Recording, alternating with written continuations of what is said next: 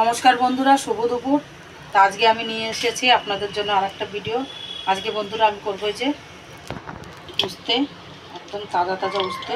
এই উস্তে দিয়ে আর এই মাছ দিয়ে আমি ঝোল রান্না করব। তো সঙ্গে থাকবেন, ভিডিওটা সম্পূর্ণ দেখবেন। তো বন্ধুরা আমি উস্তেগুলো আগে কুচিয়ে নেব। উস্তেগুলো কি করে কাটছি সেটা দেখবেন। বন্ধুরা এই উস্তেগুলো কেটে নেব। উস্তেগুলো বন্ধুরা আমি এমনি করে কুচিয়ে নেব, পাতলা পাতলা করে। যেমনি করে উস্তে ভাজা করেন অমনি করেই পাতলা পাতলা করে কুচাবো। কেন কি বন্ধুরা, যদি মোটা করে কাটি তাহলে উস্তেটা গলতে টাইম লাগবে। আর উস্তেতে বেশি জাল দিলে, জাল লাগলেই কিন্তু বন্ধুরা তিতোটা হয়। আর আমি এই যে রান্না করবো না বন্ধুরা, একদম উস্তে দিতে হবে না।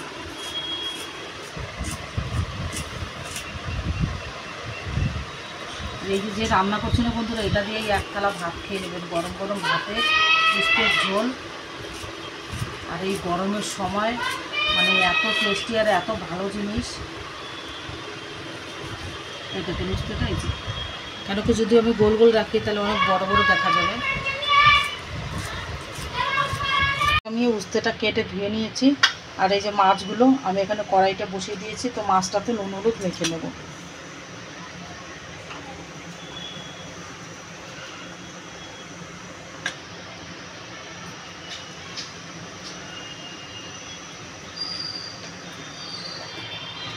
এটা বন্ধুরা পাঙাশ মাছ হচ্ছে। পাঙাশ মাছটা বন্ধুরা আমরা অনেকে কম খাই, নাট বরাবর ভালো পেলাম যার জন্য নিয়ে আসছি।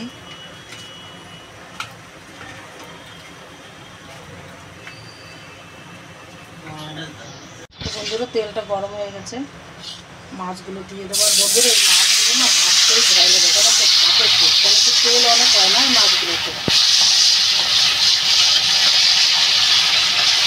তার জন্য কড়াইতে দিতেও ভয় পাই।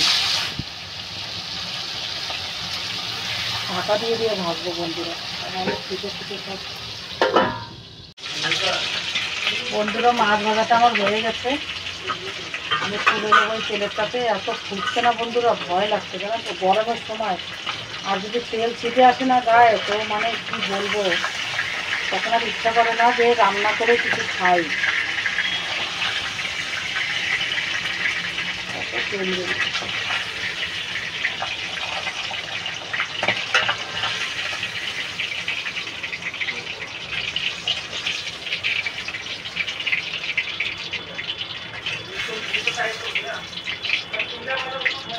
বন্ধুরা আমি এবার কড়াইটাতে পরিমাণ মতো জল দিয়ে দেবো।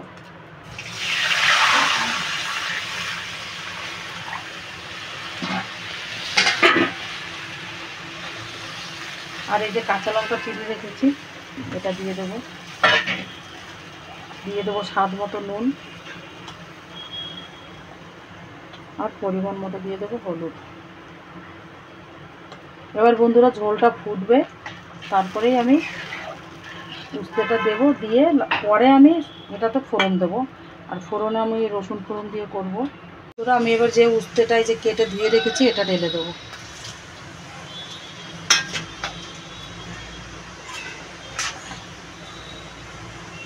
আর এরই সাথে বন্ধুরা এই যে মাছটা ভেজে রেখেছি মাছটাও দিয়ে দেবো।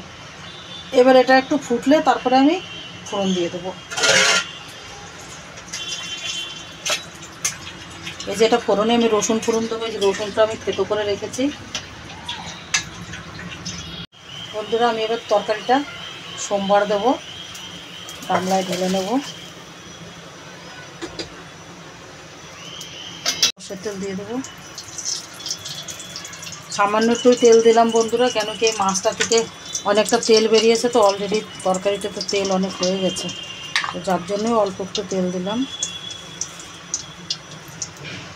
আর এটাতে দেবো আমি রাঁধুনি ফোড়ন।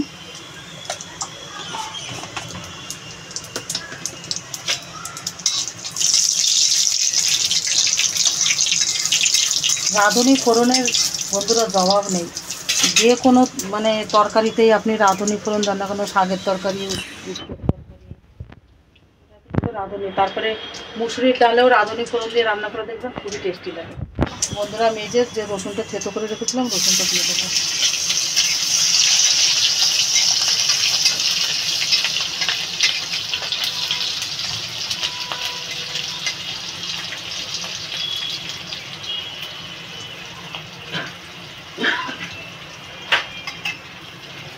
রসুনটা একটু পোড়া পোড়া হবে, তারপরে আমি তরকারিটা ঢেলে দেবো।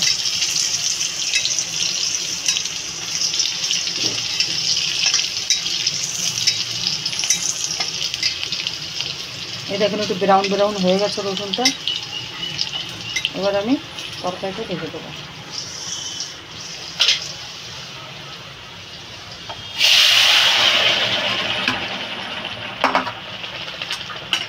এখন পর্যন্ত কি সুন্দর কালার হয়েছে।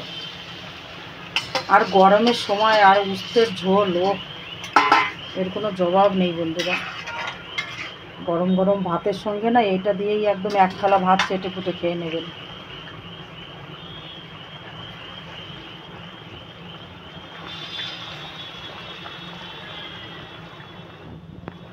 আর একটু ঝোল টানবে বন্ধুরা, তারপরেই আমি তরকারি নামাবো। কেন উস্তের ঝোলে অত বেশি ঝোল রাখলে ভালো লাগে না। তো আমার উস্তেটাও যেটুকু কাঁচা রয়েছে সেটাও আমার গলে যাবে আর ঝোলটাও টেনে যাবে। তো বন্ধুরা উস্তের ঝোলটা আমার হয়ে গেছে, নামিয়ে নেব আমি। উস্তের ঝোলের বন্ধুরা মেন হচ্ছে গিয়ে জাল যদি বেশি হয়ে যায় তাহলে কিন্তু উস্তের তরকারিটা তিতো হয়ে যায়। এটা জালের পরিমাণটা জানা লাগবে যে কতটুকু জাল দিলে আমার উস্তের তরকারিটা তিতো হবে না। এরকম করে উস্তের তরকারি রান্না করে খাবেন, কোনোদিনও তিতো হয় না, এক ফোঁটা তিতো না। তো ভিডিওটা আর বড় করছি না বন্ধুরা। ভিডিওটা যদি ভালো লাগে তাহলে লাইক শেয়ার কমেন্ট করবেন। আর অনেক ভাই বোনেরা আমার সাবস্ক্রাইব করে আবার আনসাবস্ক্রাইব করে দিয়েছেন, প্লিজ এরকম করবেন না, ঠিক আছে? সাবস্ক্রাইব করেছেন, সাবস্ক্রাইব করে থাকতে দেবেন, আবার আনসাবস্ক্রাইব করে দেন কেন জানি না। তো আর একটু কমেন্ট করে বলবেন কি আমার ভিডিওগুলো আপনাদের ভালো লাগে কি না। আর একটু বেশি বেশি করে শেয়ার করবেন নিজেদের আত্মীয় স্বজনদের কাছে। তো ভিডিওটা এখানেই শেষ করছি। ভালো থাকবেন, সুস্থ থাকবেন, নমস্কার।